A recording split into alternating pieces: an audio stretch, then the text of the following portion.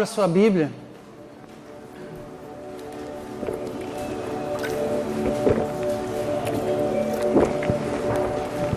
Esse texto é um texto muito conhecido.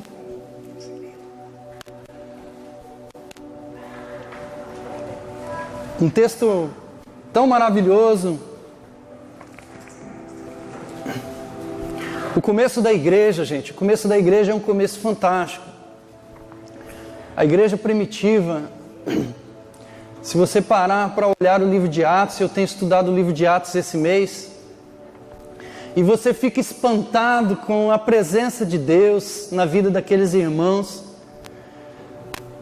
que tinham uma fé tão profunda, tão estabelecida, tão maravilhosa, que eles não se importavam com nada, apenas com sua fé.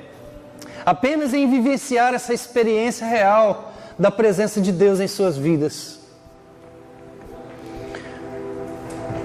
Atos capítulo 3, a partir do verso 1, que diz assim: certo dia, Pedro e João estavam subindo ao templo na hora da oração, às 3 da tarde. Estava sendo levado para a porta do templo, chamada Formosa, um aleijado de nascença, que ali era colocado todos os dias para pedir esmola aos que entravam no templo. Vendo que Pedro e João iam entrar no pátio do templo, pediu-lhes esmola. Pedro e João olharam bem para ele e então Pedro disse: olhe para nós. O homem olhou para eles com atenção, esperando receber deles alguma coisa. E disse Pedro: não tenho prata e nem ouro, mas o que eu tenho, isso lhe dou. Em nome de Jesus Cristo, o Nazareno, onde, segurando-o pela mão direita, ajudou a levantar-se, e imediatamente o pôs em pé. E disse: levanta e anda. E os tornozelos do homem ficaram firmes, e de um salto pôs-se em pé e começou a andar. Depois entrou com eles no pátio do templo, andando, saltando e louvando a Deus. Quando todo o povo viu andando, louvando a Deus, reconheceu que era ele, o mesmo homem que costumava mendigar, sentado à porta do templo chamada Formosa. E todos ficaram perplexos e admirados com o que tinha acontecido. Aleluia. Glória a Deus pela sua palavra. Palavra maravilhosa. Esse talvez tenha sido o primeiro milagre operado pelos apóstolos, principalmente ali pela vida de Pedro, que é destacado no texto. Não vemos falas de João, mas de Pedro. E essa palavra sempre falou comigo. Desde a minha conversão, quando eu olhava esse texto, eu pensava assim: meu Deus, eu queria ter uma fé dessa, não é verdade? Eu queria ter uma fé dessa, que toca nos enfermos e os enfermos ficam curados. Queria ter esse dom, esse poder. E aí eu vejo por aí, muitas igrejas, aparecem gente, né? O missionário fulano de tal, grande campanha de curas e milagres. Venha e passa o carro de som, né? E as igrejas lotam de gente, o povo vai lá para ser curado. E eu fico com interrogação na minha cabeça sobre essas pessoas que têm esse dom tão maravilhoso, se é que tem, e que estão nas igrejas chamando o povo para que sejam operados neles milagres. Porque os hospitais estão cheios de doentes, e eu penso comigo, muitas vezes me parei pensando, se eu tivesse um dom desse, eu não queria e nem poderia estar dentro das 4 paredes de uma igreja. Mas o primeiro lugar que uma pessoa com um dom tão maravilhoso desse deve estar é na porta dos hospitais, queridos. Porque o mundo está olhando para nós e esperando isso, esperando essa fé, esperando um milagre, esperando que venha e traga o milagre. Da mesma forma estava aquele paralítico, só que em uma outra condição. Ele sempre foi paralítico, nasceu paralítico, e estava ali, alguém carregava ele, nas 3 reuniões do dia, porque os judeus se reuniam 6 horas da manhã, às 9 da manhã e às 3 horas da tarde, na última reunião, para adorar a Deus, para orar, para meditar. Se ajoelhavam ali no templo e se consagravam a Deus. E aquela era a última reunião do dia, e provavelmente aquele aleijado já esteve ali às 6 horas da manhã, já recebeu algumas esmolas, foi para casa, voltou às 9, recebeu mais algumas esmolas, foi para casa, voltou às 3 horas da tarde, para receber as esmolas, as últimas do dia, e ele estava com expectativa quanto a isso. Porque era a única coisa que movia a vida daquele homem. A única coisa que ele tinha como certo na vida dele é que ele não ia mais andar. E que alguém ia levar ele para a porta do templo, para que ele pudesse pedir esmolas.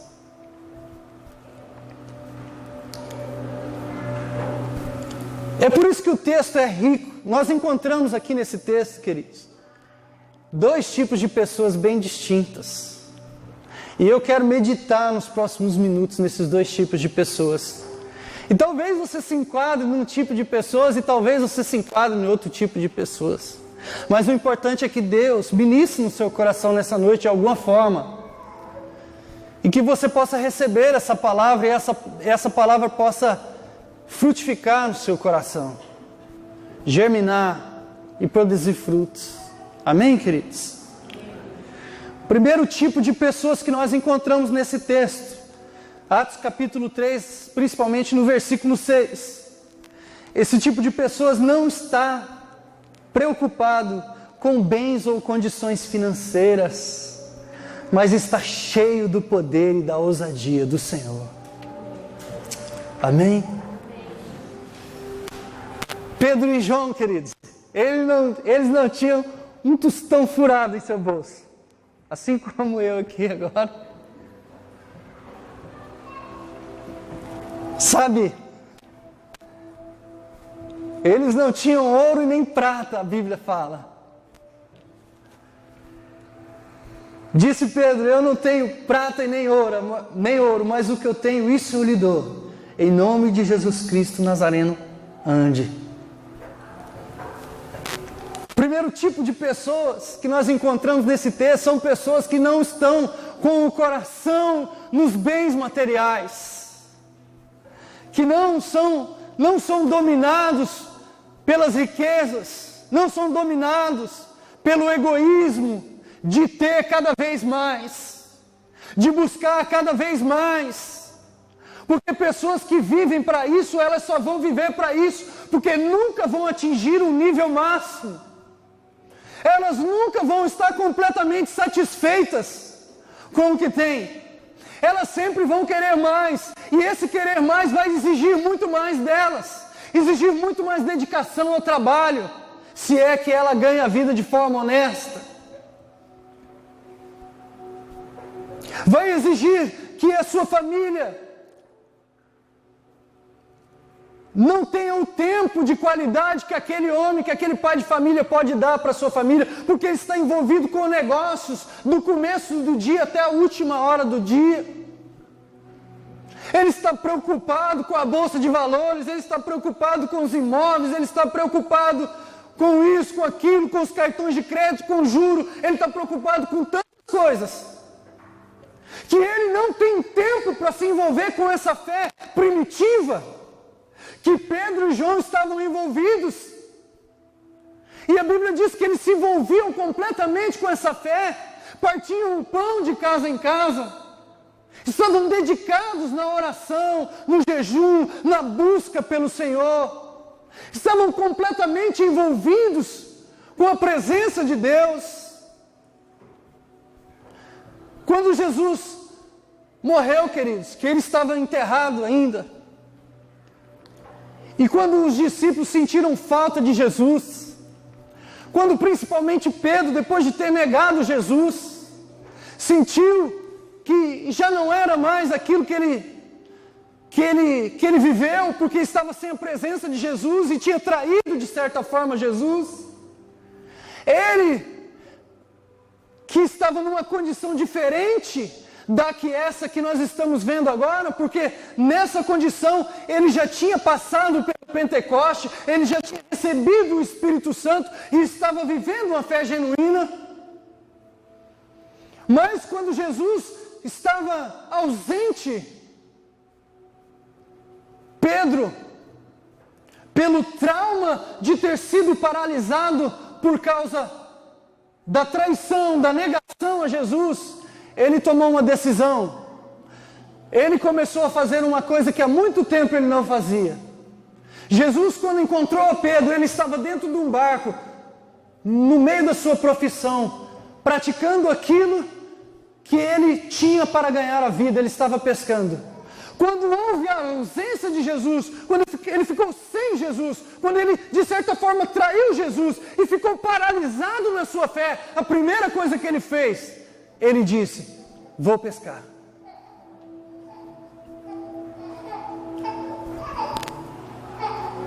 A primeira coisa que entrou no coração daquele homem, quando houve a ausência de Jesus, vou trabalhar.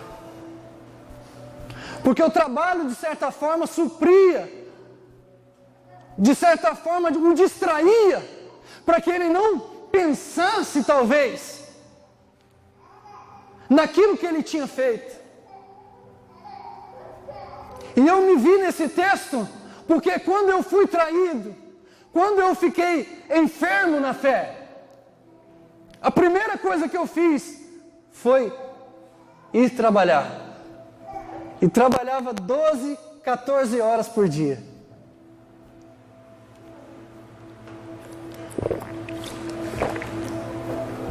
E eu me lembro bem que a minha angústia era tanta, que a minha esposa grávida, e ela trabalhava junto comigo, só nós dois, sozinhos, por decisão nossa, queridos. Sozinhos porque nós resolvemos ficar sozinhos, porque nós resolvemos nos separar, porque nós resolvemos caminhar sozinhos, paralisados na fé. E eu me lembro que um dia eu cheguei em casa, 8 horas da noite, e ela já estava se preparando para ir dormir, e eu deitei na cama e eu disse para ela: eu não tenho mais vida. Minha vida é só trabalhar e dormir.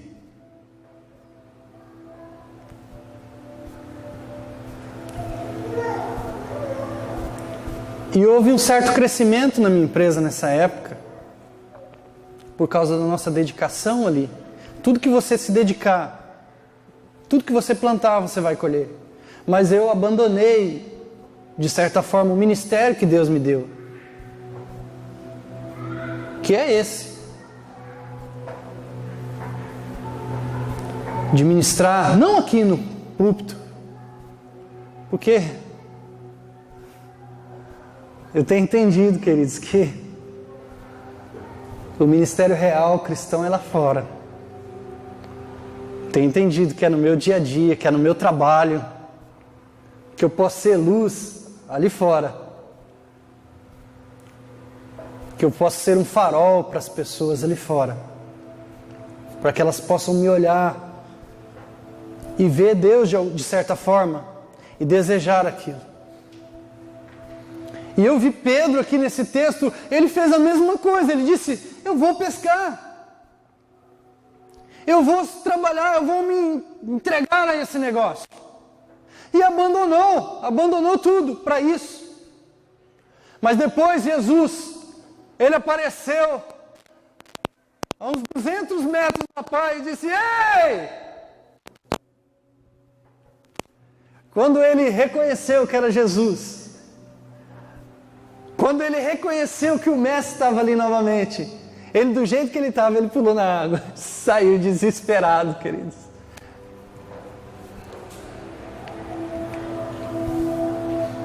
As distrações da vida nos afastam de Deus. Mas Jesus aparece na praia para cada um de nós. Jesus está aparecendo na praia para cada um de nós em determinado momento da nossa vida.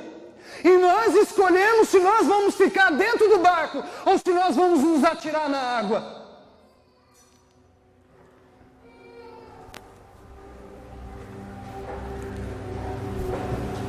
Pedro escolheu a melhor, se atirou na água e voltou a viver essa fé genuína, a ponto de estar tão cheio da graça, tão cheio da glória de Deus, que ele não se preocupava mais com nada, apenas com o reino, apenas com a glória, apenas com o Senhor, apenas com o envolvimento com o Evangelho, apenas com a missão que Deus tinha dado a ele, colocado na mão dele, de disseminar a palavra de Deus por todos os lugares da terra. E ele se envolveu completamente naquilo. E ele estava duro aquele dia, pastor. Mas ele disse uma coisa preciosa para aquele mendigo. Ele disse: eu não tenho ouro nem prata, mas eu tenho uma coisa. Eu tenho uma coisa. E eu a dou a você agora. E a graça de Deus se manifestou. A graça de Deus se manifestou, queridos. Talvez vocês pensem na sua vida: mas meu carro é tão velho. Eu moro numa casa Eu moro numa casa lá que o Alexandre conhece, né? Esteve ali esses dias. O Alexandre é designer de ambientes, convidado meu nessa noite. Nossa, aí, Alexandre.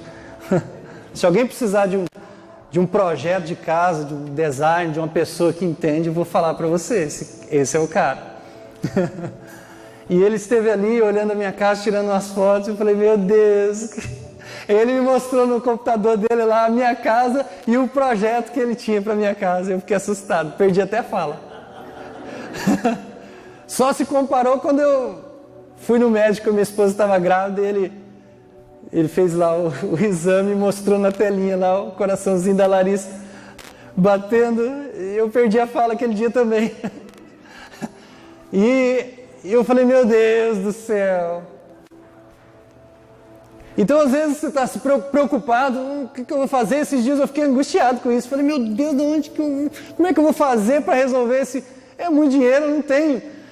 E às vezes nós estamos tão preocupados com essas coisas. E eu liguei para ele esses dias e falei: eu não estou dormindo. E aí ele me aliviou. Falei: não, fica tranquilo, nós vamos por etapa. Falei: beleza, então tá. Mas quando a gente está envolvido com os negócios dessa vida, com as coisas da vida, principalmente as coisas materiais, nós perdemos o foco da nossa fé e nós ficamos como em uma neurose, andando em círculos. Nós não conseguimos meditar na palavra, não conseguimos orar, nós não conseguimos nem ligar o som para escutar um louvor. Porque estamos tão pré-ocupados com tantas coisas.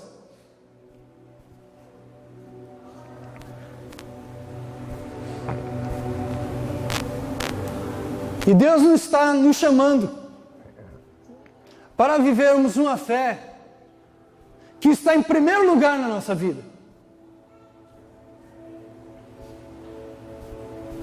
Porque no Sermão da Montanha o Senhor disse: buscar em primeiro lugar o reino de Deus. Tem muita gente confundindo o buscar o reino de Deus com frequência na igreja, queridos.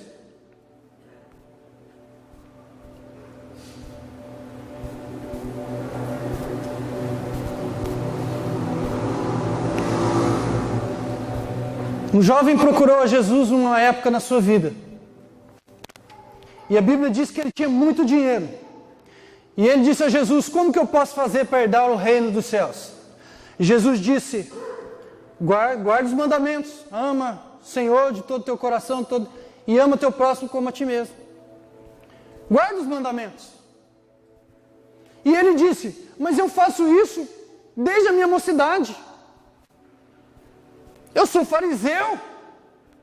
Eu oro 3 vezes por dia. Eu frequento o templo diariamente. Eu me ajoelho. Eu presto sacrifícios.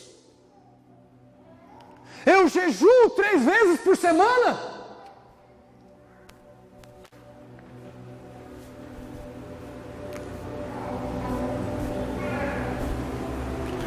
As frequências, os jejuns,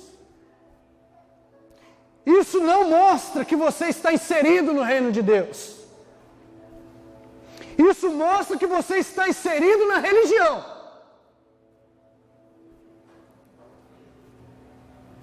Porque é muito bom vir na casa de Deus. É muito bom frequentar a igreja. Não estou dizendo que é ruim isso.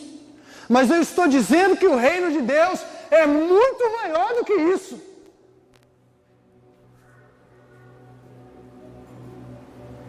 Essa é apenas a ponta de um iceberg imenso. Nosso envolvimento com Deus não se limita a essas 4 paredes. Não se limita a sentar aí no seu lugar, ouvir uma música bonita, levantar as suas mãozinhas, cantar, dizer aleluia, glória a Deus, ter uma linguagem que parece uma linguagem de alguém que está envolvido com Deus, escutar uma palavra linda, maravilhosa, ou uma palavra de confronto e ir para sua casa e viver a sua vida normalmente. Jesus, ele pregou um reino totalmente diferente desse. Um reino da rendição total a Cristo, da abnegação, do amor, da compreensão.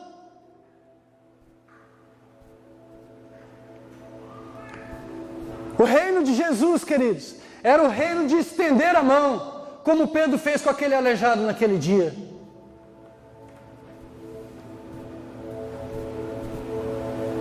Então muitos de nós temos vivido, na verdade, o farisaísmo cristão, como eu preguei outro dia aqui, enganados na sua alma, achando que estão vivendo o cristianismo, mas na verdade estão vivendo um farisaísmo disfarçado.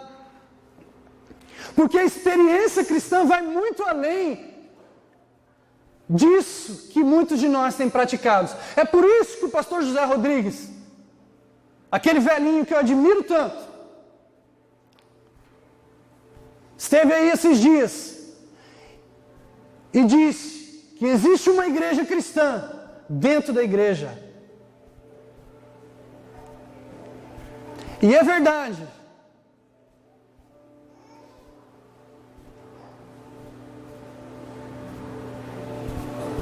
Estamos todos aqui como igreja, mas nem todos somos igreja. Infelizmente, queridos. É com pesar no meu coração que eu falo isso. Pelo que temos visto. Ontem estava um casal de amigos meus em casa, e eles estavam me contando a história de uma mulher que fazia tudo na igreja. Fazia tudo, entrava nos ministérios e tal, e de repente aquela mulher ficou doente. E a doença dela é uma doença degenerativa, e que ela perde o equilíbrio. Ela não consegue mais se equilibrar, então ela precisa de cadeira de rodas, ela precisa que alguém esteja sempre com ela. E esse casal que está discipulando aquela mulher hoje, ele estava dizendo que talvez aquela mulher nunca encontrou Jesus. Porque quando ela deixou de ser útil na igreja, ela perdeu a fé. Ela não se sente mais cristã. Ela não vê mais o que ela pode fazer. Como o pastor Zapata, que o pastor mostra tanto aqui, tão limitado, mas com uma fé tão poderosa.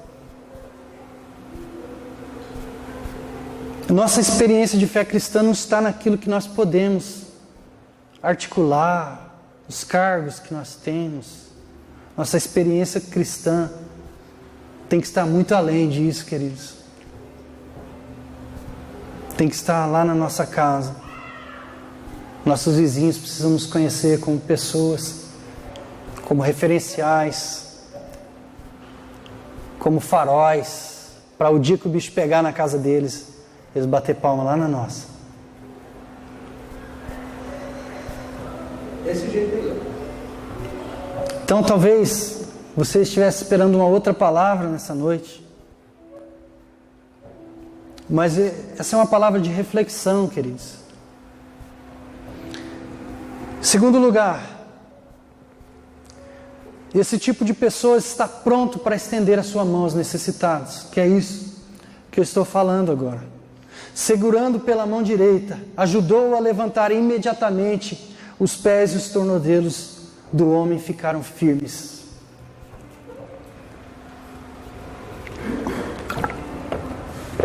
Esse tipo de pessoas, eles estão prontos para estender a mão. Eles estão prontos para ajudar. Eles não ficam inventando argumentos para não estender a sua mão. Mas eles estão com expectativa, esperando que apareça alguém para que eles possam se manifestar. E eu achei incrível, esses dias eu estava orando pela manhã, buscando a Deus, e veio algo no meu coração, e eu pedi a Deus, falei: Deus, mostra um jeito para mim hoje, que eu possa me manifestar ao mundo, que eu possa de alguma forma me manifestar como cristão genuíno, não religioso, mas como cristão genuíno. E naquele dia, em 3 ocasiões durante aquele dia, porque os meus olhos ficaram abertos, em 3 vezes durante o dia eu tive a oportunidade de encontrar pessoas que não conheciam a Jesus e ministrar a Jesus para aquelas pessoas. Oferecer a minha mão para orar, ali mesmo no meu trabalho, queridos. E meu trabalho é bem propício para isso, na área de saúde. E eu, durante 3 momentos ali, eu pude me manifestar ao mundo e eu senti um regozijo na minha alma. Como se eu estivesse, sabe, um êxtase. Muito melhor do que os êxtases que eu já experimentei nessas ondas de avivamento, né? Que a gente tanto gosta, e eu gosto também. Porque delicia a minha alma. Mas, queridos, quando você se manifesta ao mundo como cristão, quando você se manifesta ajudando alguém, estendendo a sua mão, ministrando a palavra, levando a Deus, quando você se sente usado, quando você se sente que você está sendo um canal para chegar às pessoas de Deus, não tem preço. O sentimento e a graça que desce de Deus na sua vida naquele momento, sem ninguém ver, sem auditório, sem espectadores, queridos. É só você que sabe daquilo. É você e Deus, e você se sente regozijante.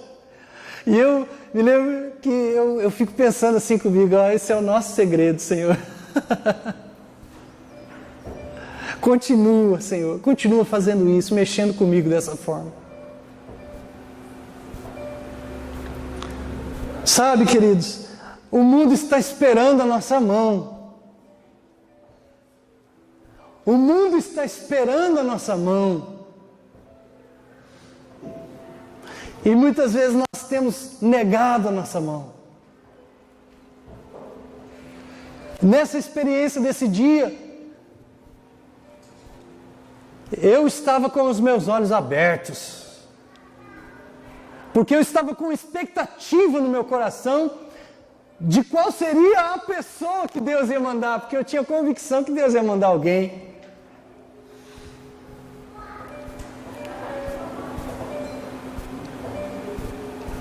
Nós, como igreja, precisamos estar com os nossos olhos abertos. Amém, queridos? Terceiro lugar, são portadores de algo que o mundo não conhece. O poder de Deus. Diga, eu tenho o poder de Deus. Você que não diz, diga, eu recebo o poder de Deus. Aleluia. Nós somos canais, queridos. Canais por onde o poder de Deus passa. E quando nós estendemos a nossa mão para o mundo, para os carentes, para os necessitados, para os abatidos, para os desanimados, e você encontra pessoas desse tipo todos os dias.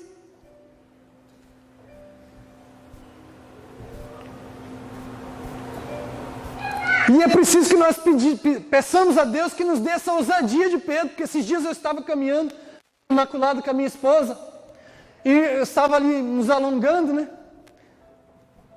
E depois da caminhada, e de repente veio uma mulher, cruzou a rua, em prantos, queridos. As lágrimas corriam nos olhos daquela mulher, e ela falando no telefone, chorando, desesperada. E ela entrou no carro, e eu e a Ju, e eu fiquei incomodado com aquilo. Eu falei, meu Deus, como é que eu vou lá bater no vidro do carro e falar algo para essa mulher? E não fiz nada, e depois eu fiquei me sentindo culpado. Porque talvez aquela mulher pudesse ter encontrado Jesus naquele momento na sua vida. E eu perdi isso, queridos. Olha a oportunidade que eu perdi. Eu não sei se um dia ela vai encontrar a fé. E eu não sei nem se ela tinha fé, porque eu não conheço. Mas os meus olhos naquele dia estavam fechados. E eu não tive essa ousadia de Pedro e João, que olharam para um desconhecido, que nem pediu para ser curado, porque ele não tinha fé. O texto diz que ele não tinha fé. Porque ele olhou para aqueles dois, que provavelmente ele já conhecia, esperando receber dinheiro.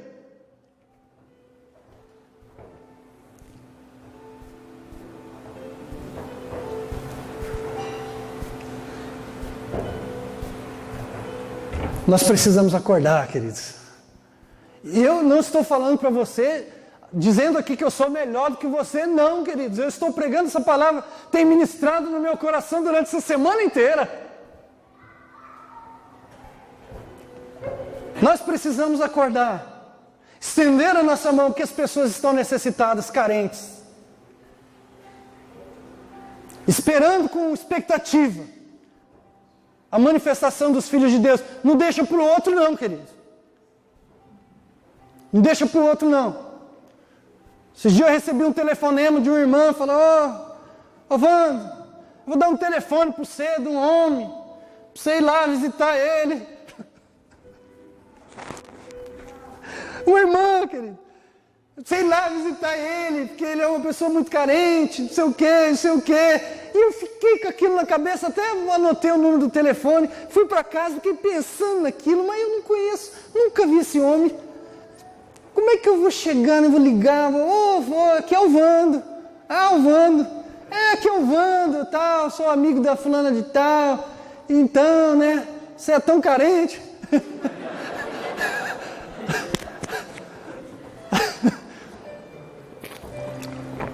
Sabe, queridos, nós temos jogado a nossa responsabilidade para os outros. Temos jogado a nossa responsabilidade para o nosso cônjuge. Temos jogado a responsabilidade para os ministros da igreja, para as pessoas que estão em ministério. Eu não tenho dom, não. Eu não tenho dom. Eu não sei falar. Para com isso, querido. Você sabe falar de tantas coisas. Você só não sabe falar de novela, né, pastor? Ninguém sabe. Você sabe falar de tantas coisas, você sabe falar de futebol. Você sabe falar de tudo que você gosta. Então você sabe falar do Senhor Jesus, porque você o ama. Eu creio nisso. Amém, queridos? E sabe, queridos, o Senhor Jesus, quando chamou os seus discípulos e deu a grande comissão para eles, ele não disse para os discípulos que eles iam ser pregadores no púlpito da igreja evangélica, ministério, ouvir e crer, dourados. Ele não disse isso. Ele não disse, vocês serão ministrantes de louvor em todos os templos que eu edificarei. Ele não disse nada disso. Serão... Deixa pra lá. Jesus disse, vocês serão minhas testemunhas. O que uma testemunha fala? O que uma testemunha faz, querido? Testemunha conta uma história que aconteceu com ele, que ele testificou. Qual é a tua história, eu te pergunto hoje? Você fica tão preocupado, mas eu não sei falar os versículos, eu não sei falar a Bíblia. Jesus, quando ele disse, a Bíblia não estava escrita, meu amigo.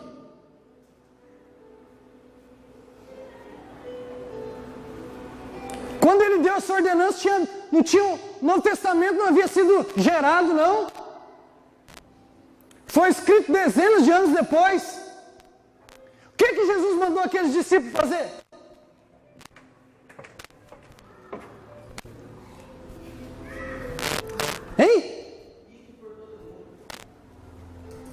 Sede minhas testemunhas, aqui em Jerusalém, em Samaria e até os confins da terra.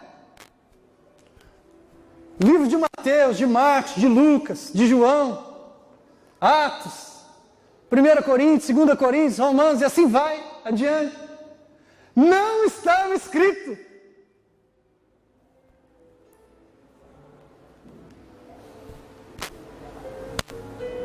Jesus fez um pedido, na verdade deu um comando a eles, que eles fossem testemunhas, e testemunhassem o quê? Testemunhasse a sua conversão, testemunhasse o seu encontro com Deus. É isso que eles precisavam falar, e é por isso que a igreja crescia de uma forma avassaladora. Nós estamos tão preocupados que nós não sabemos falar, não sabemos os versículos da Bíblia, que nós deixamos de falar aquilo